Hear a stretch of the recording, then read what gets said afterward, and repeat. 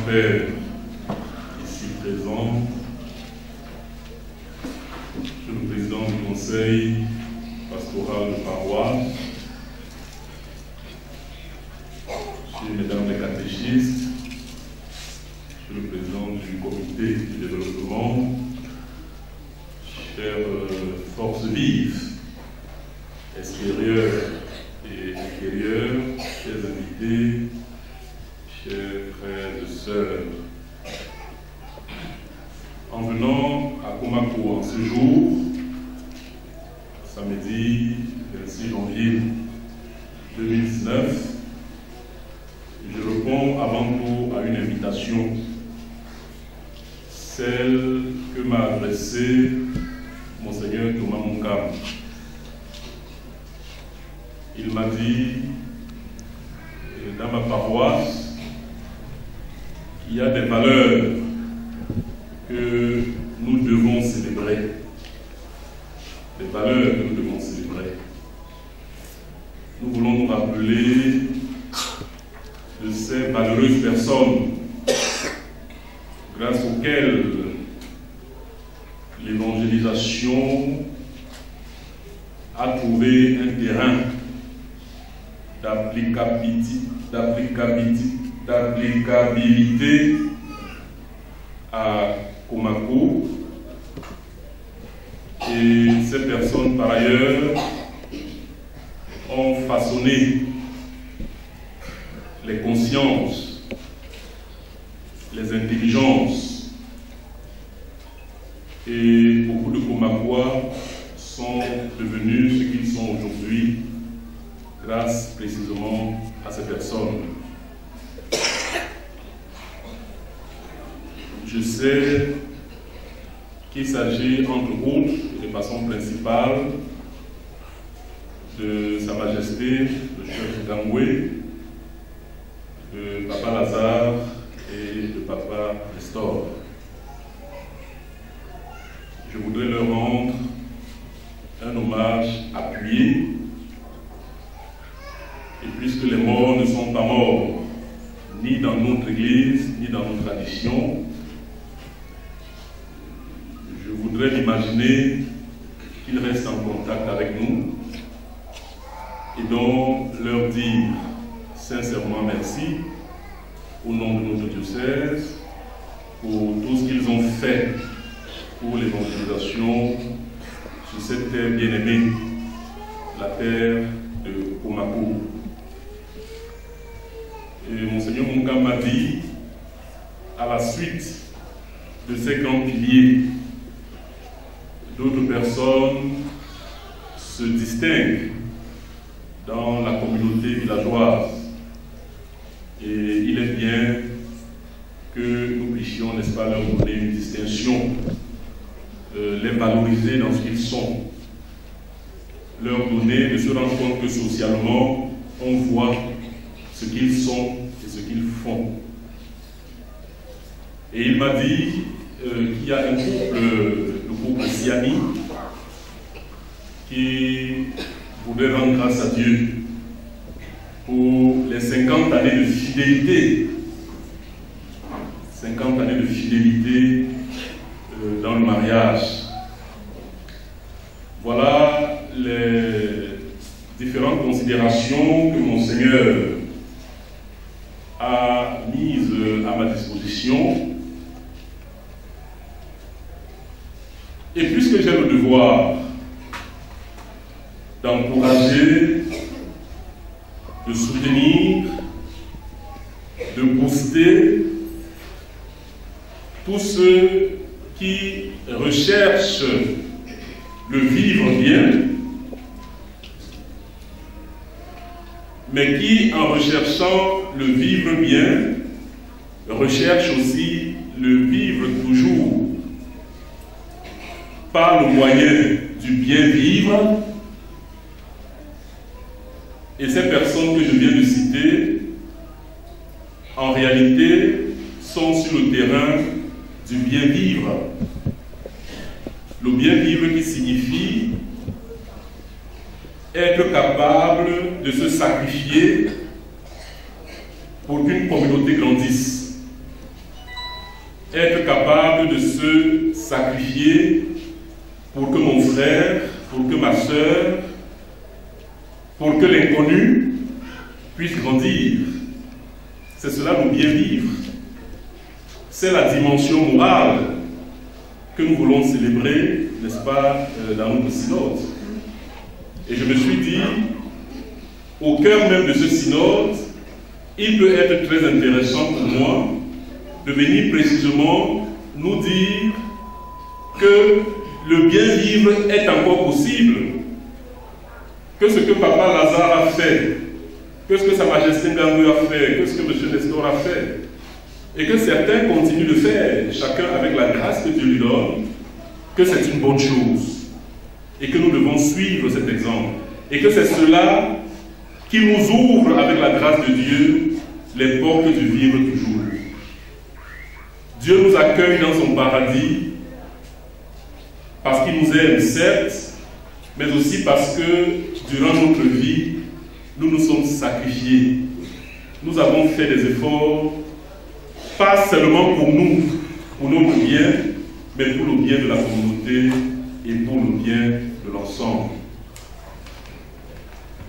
Voilà donc les motivations que j'ai utilisées comme prétexte pour vous rendre cette visite, pour célébrer les sacrements avec vous et pour célébrer par-dessus tout, n'est-ce pas, cette sainte Eucharistie à travers laquelle, je l'ai dit au début, Dieu nous reconstruit par sa parole, Dieu nous reconstruit par le don de son corps et de son sang. S'il fallait donc nous arrêter à ce niveau, la considération que nous pouvons retenir comme nourriture pour nous construire, c'est que Jésus-Christ est l'exemple du bien vivre. Jésus-Christ a donné sa vie pour que le monde soit sauvé. L'homme de bien, c'est celui qui a l'exemple de Jésus au sommet et a l'exemple, n'est-ce pas, de nos ancêtres que nous célébrons aujourd'hui, eh bien, est capable de travailler pour que les autres puissent réussir. J'ai eu quelques témoignages, c'est l'une sur l'une ou l'autre personne, n'est-ce pas, que nous voulons mettre en valeur aujourd'hui. C'est des personnes qui ont pris des risques, qui ont pris de gros risques. Ce sont les personnes qui, comme Abraham, ont même quitté le chez elles pour quelques-unes et sont venus ici et sont restés à un moment où il était dangereux de rester. Ils ont exposé leur vie, voyez, et Jésus dira, aimer, c'est aller jusqu'à mettre sa vie en danger pour que les autres ne meurent pas, pour que les autres grandissent, pour que les autres ne se sentent pas abandonnés. Vous voyez? C'est de cela qu'il est question. Je pense que ces personnes, lorsqu'elles agissaient, on aurait pu leur dire, comme on le dit à Jésus dans l'évangile d'aujourd'hui, mais vous avez perdu la tête. Vous avez perdu la tête. Un homme normal ne peut pas faire ça. Vous ne pouvez pas vous oublier jusqu'à ce niveau-là. Juste parce que vous voulez être fidèle à votre mission. Juste parce que vous voulez faire du bien aux autres. Mais pensez un peu à vous. Vous voyez? Il est question de cela dans l'évangile d'aujourd'hui. Et ces personnes aujourd'hui sont des grandes personnes aux yeux de Dieu et aux yeux, n'est-ce pas, des communautés, parce qu'elles ont compris que mettre sa vie en danger pour que ses enfants grandissent, mettre sa vie en danger pour qu'une communauté progresse, c'est une valeur énorme. Et ces personnes aujourd'hui, autant qu'on peut le dire sur le plan humain, ces personnes jouissent aujourd'hui du bonheur au ciel parce que leur vie a servi à quelque chose. Vous voyez, leur vie a servi à quelque chose. Notre société a besoin des repères, a besoin des exemples concrets. Vous voyez, et je crois que Komako a la chance d'avoir ces personnes-là qui ont indiqué le chemin, qui ont indiqué le chemin et qui sont aujourd'hui pour nous une motivation d'avancer sur le même chemin. Vous voyez, dans la première lecture d'aujourd'hui, Paul parle, n'est-ce pas, des dévanciers de Tite. Il dit ton arrière-grand-mère était une femme de foi, ta grand-mère était une femme de foi, ta mère était une femme de foi. Aujourd'hui, toi aussi, tu es un homme de foi. Vous voyez, la référence à ce que nous avons vu, à ceux qui nous ont précédés. Vous voyez, c'est très important. Et lorsqu'un village comme le nôtre a de telles personnes, de tels visages, j'ai été très heureux en voyant qu'ils sont affichés devant le presbytère ici. C'est une très, très bonne chose. Ils sont affichés pour être vus et pour être imités. Vous voyez, on peut imiter Jésus en imitant ceux qui ont imité Jésus. Saint Paul le montre lorsqu'il dit soyez mes imitateurs. Il ne dit pas soyez imitateurs de Jésus. Il dit soyez mes imitateurs parce que je suis moi-même imitateur de Jésus. Donc ils ne sont pas affichés là uniquement pour orner l'église, pour donner un peu plus de couleur à notre église qui par ailleurs en a bien besoin. Vous voyez, ils sont là pour être regardés et pour être imités. Vous voyez, pour être regardés et pour être imités. C'est très important. C'est très important. La première lecture, le commentateur l'a dit, n'est-ce pas, met en avant la notion de l'engagement. Quand on a une responsabilité, comme père de famille, comme mère de famille, quand on a une responsabilité comme élite, parce que l'élite, dans le sens premier, c'est celui qui tire vers le haut. Vous voyez, c'est celui qui donne au reste, n'est-ce pas, de se lever, de croître, de grandir. Quand on a de telles responsabilités, et chacun de nous en a là où il est, vous voyez, là encore, il faut se référer à ces personnes. Elles ont été fidèles dans leurs responsabilités. Elles n'ont pas démissionné. Je voudrais saluer le couple constitué de papa et maman Siami. C'est cela, être fidèle dans les responsabilités, dans les engagements, n'est-ce pas, que nous avons pris. Notre société a besoin de personnes comme cela. Vous voyez, on a l'impression qu'aujourd'hui, justement, les gens, la notion de la responsabilité s'est gravement étiolée. Aujourd'hui on dit oui, demain on dit non. Aujourd'hui on monte, demain on descend. Aujourd'hui on est chrétien, demain on devient je ne sais pas quoi. Vous voyez, la notion de la fidélité, de la stabilité dans le oui, dans l'engagement que nous avons pris, est aujourd'hui la fille maigre de notre société. Et c'est là qu'on pourrait bien ajouter ce couple, n'est-ce pas, à ces images, qui nous disent c'est possible de rester fidèle malgré les difficultés, mais de rester fidèle à la parole que nous avons donnée, aux engagements que nous avons pris. Vous voyez, je crois que c'est là le mirador de la journée d'aujourd'hui. Vous voyez, imiter ceux qui ont... je discutais hier avec un ami prêtre qui me dit qu'à un moment de sa vie, il a failli perdre la foi. Vous voyez, il a failli perdre la foi. Dans son entourage, il a rencontré malheureusement de mauvais chrétiens. De mauvais chrétiens et même de mauvais prêtres. Et il a failli perdre sa foi. Alors il dit un jour, il s'est retrouvé à Rome. Il avait même déjà perdu. Il s'est retrouvé à Rome. Il est entré à la basilique Saint-Pierre.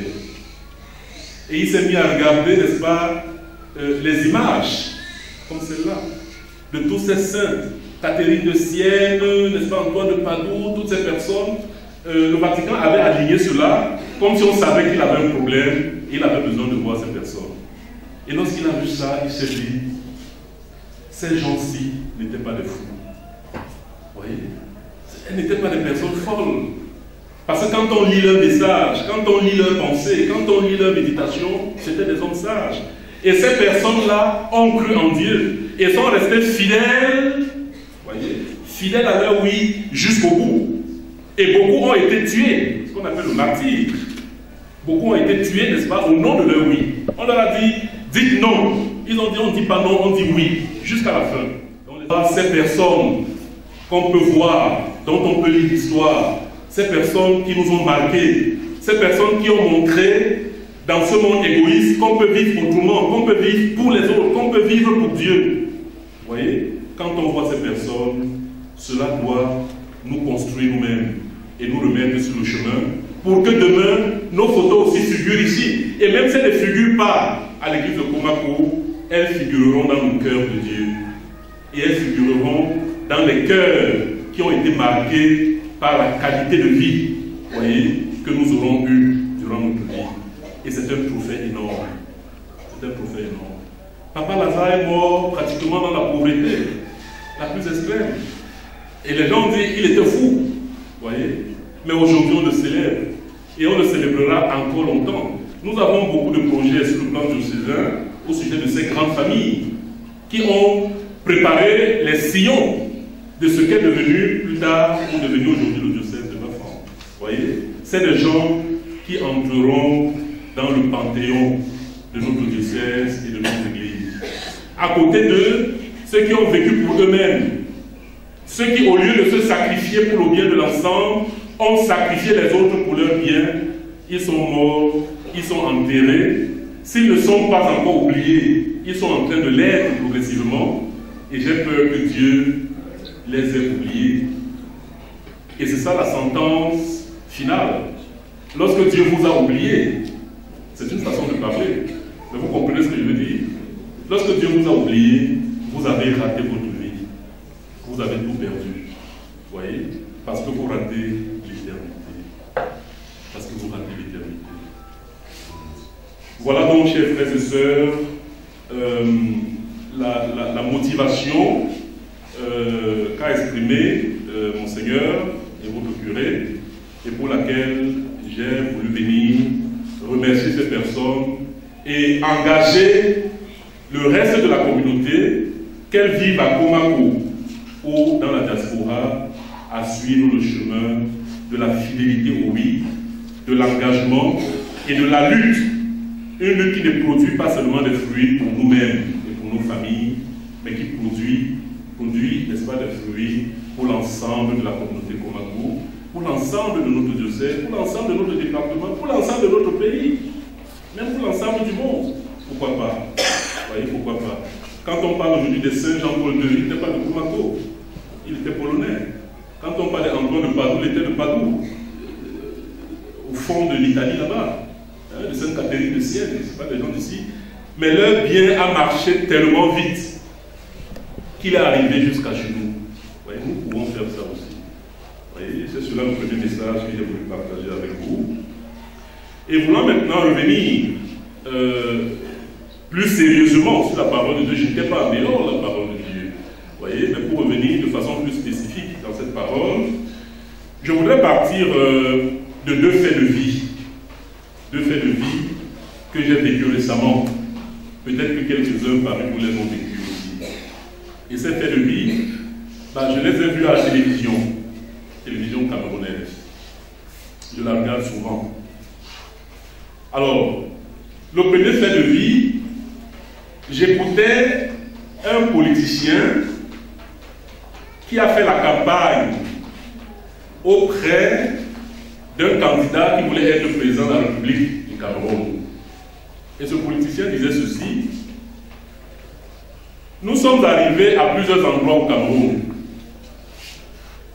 Nous avons parlé, nous avons déroulé notre programme, nous avons expliqué comment avec nous le paradis arrivera sur terre.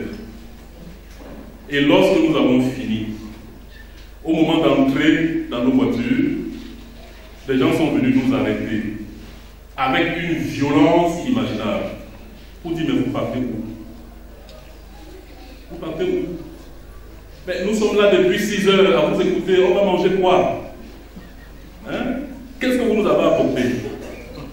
Quand les autres viennent ici, avant de parler, ils nous donnent à manger. Vous êtes venus, vous commencez à parler, on a dit: bon, peut-être vous changez de méthode, vous allez plutôt nous donner à la fin. Mais vous êtes en train de partir, vous partez où? Vous voyez? Vous partez où? Premier fait de vie. Deuxième fait de vie, décidément, la télévision est devenue mon maître ces jours-ci. C'est en quoi la télévision, je l'ai déjà dit, où un intellectuel déplorait le fait au Cameroun. Les références qu'on propose à la jeunesse, c'est des gens qui donnent la bière, la nourriture, le riz, et ainsi de suite. Les références sont des gens qui sont riches matériellement. Quel que soit le moyen par lequel ils sont devenus riches, ce sont eux qui sont des références. Et parfois, ce sont des témoins. Il y a eu un moment dans notre assemblée, un bon nombre, n'est-ce pas, de députés, de maires, étaient des personnes connues. Ce n'est pas de la délation. On savait qu'ils ont des activités, n'est-ce pas catholiques. Et cet intellectuel déplorait le fait que ce sont ces personnes-là qui sont des références. Mais les gens qui pensent, les penseurs, les gens qui réfléchissent, les gens qui veulent orienter le peuple par la parole, ces personnes-là, on les rejette. Vous voyez? Chez nous, le philosophe n'est pas roi. Celui qui est roi, c'est celui qui est riche. Et c'est pour cela que tout le monde veut devenir riche, y compris par tous les moyens. Jésus dira, vos pères ont mangé la manne, ils sont morts. Ils sont morts. C'est qui nous construit, c'est qui construit. On travaille, et quand je dis quelque part, comprenez-moi bien, ce n'est même pas seulement au Cameroun, ça vient la parole. C'est à avoir peur. Si quelqu'un... Vous savez pourquoi? Parce que notre source en tant qu'homme se trouve dans la parole. Lorsque vous lisez la Genèse, on dit Dieu dit. Ça veut dire Dieu parle par là. Dieu dit que l'homme soit et l'homme fut. Tu es le produit de quoi? De la parole de Dieu. C'est pour cela que la parole de Dieu t'est nécessaire, parce que c'est ta source. C'est ça qui fait que tu sois. C'est ça qui fait que les arbres soient. C'est ça qui fait. Toute la créature ou la création est née de la parole de Dieu. C'est une autre source. C'est une autre source. Et c'est pour cela que Dieu, oui, en Jésus, la met, n'est-ce pas, au-dessus de ce qui est matériel. Pas pour négliger le matériel, Jésus s'est incarné, donc le matériel est bon aussi, mais il faut mettre chacune des choses à sa juste place. Un homme qui est matériellement riche, s'il n'écoute pas la parole de Dieu, sa richesse devient un problème pour lui-même et pour ceux qui l'entourent. Mais un homme qui écoute la parole de Dieu et qui la comprend pour ce qu'elle est, normalement doit même être riche. Parce que la parole est d'abord, la parole produit les faits. Quand Dieu parle, ce qu'il dit, et c'est là que vous comprenez l'introduction de la messe. Nous sommes rassemblés pour que Dieu nous reconstruise par sa parole et par son corps et son... Chaque fois que Dieu parle, y compris lorsqu'on lit, n'est-ce pas, les textes sacrés, c'est la création qui continue, c'est l'homme qui est recréé, c'est l'homme qui est amélioré. La parole de Dieu ne peut que t'améliorer. Elle ne peut que t'améliorer. Je disais hier, dans le cadre du culte écuménique, de la clôture de la semaine de la prière pour l'unité des chrétiens, je disais, l'homme sage, c'est celui qui connaît qui est Dieu et qui se connaît lui-même. Et je disais, celui qui ne connaît que Dieu a quand même un problème, parce qu'il risque de tomber dans l'angélisme. Dieu a besoin, comme on dit, de la grâce. La grâce a besoin de la nature. Vous voyez? Mais un homme qui se connaît et qui ne connaît pas Dieu, c'est un homme qui fait l'expérience du désespoir. Connaître qui on est, même quand on est matériellement riche. Seulement savoir quel jour on va laisser cette richesse et on va mourir, ça crée le désespoir. Ce n'est que quand tu connais Dieu Que Dieu va te dire, non, même quand tu vas mourir, ce ne sera pas la fin. Je te dirai, comme j'espère, on le dit à nos parents là, entre dans la joie de ton maître. Et auprès de moi, tu trouveras ce que même la richesse de la terre ne peut pas te donner. Tout de suite, les gens sont là pour l'écouter. Ils sont là pour l'écouter. Il faut que nous prenions conscience que nous sommes le produit d'un Dieu qui parle et qui parle bien. Vous voyez? Le bien vivre doit être aussi le bien parler. Le bien parler, c'est quoi? C'est parler pour construire les gens. C'est prendre la parole pour dire des choses qui construisent les gens, qui rendent les gens heureux, qui donnent l'espoir aux gens. C'est pour ça qu'on vient vers Jésus. Parce que tous ces pauvres désespérés, ils savent qu'en Jésus, ils retrouvent l'espoir. Nous devons réapprendre à parler comme Dieu, à parler pour construire les autres, à parler à l'image de Dieu. Vous voyez? De telle sorte que quand nous arrivons quelque part aussi, bon, si nous avons la nourriture à donner aux gens, c'est bien. Mais même quand nous n'aurons pas la nourriture, que les gens sachent que parce que nous sommes là, ils vont grandir sur le plan de la pensée. Le texte de l'Évangile a dit que Jésus est arrivé à la maison, les gens se sont accourus. Et plus bas, on met en exergue la nourriture. On dit si bien qu'ils ne pouvaient même pas manger. Ce n'est pas des choses inutiles, tout ce jeu-là. Hein? C'est-à-dire, la parole est là, il ne peut pas manger, mais ça ne l'empêche pas de faire ce qu'il a à faire. Parce que ce qu'il a à faire est supérieur à la question suivante. Je m'adresse aux parents pour bien sûr. Que demandez-vous pour le baptême pour vos enfants? Vous devrez vivre dans la foi et les éduquer à garder les commandements pour qu'ils aiment Dieu et leur prochain comme le Christ nous l'a enseigné. Êtes-vous bien conscient de cela? Oui, nous sommes conscients.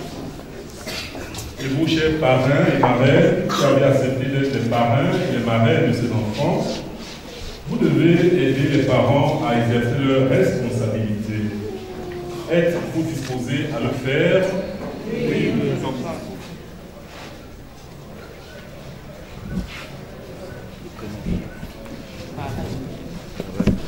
Par elle, la communauté chrétienne t'accueille avec joie. En son nom, je te marque de la croix, qui est le signe du Christ, notre Sauveur. Et j'invite tes parents et ton parrain à te signer aussi de la croix. Roméo Landry. Roméo Landry, la communauté chrétienne t'accueille avec joie. En son nom, je te marque de la croix, qui est le signe du Christ, notre Sauveur. C'est pareil. Gloria, la communauté chrétienne t'accueille avec joie. En son nom, je te marque de la croix, qui est le signe du Christ, notre Sauveur. Angela Princesse, la communauté chrétienne t'accueille avec joie. En son nom, je te marque de la croix, qui est le signe du Christ, notre Sauveur.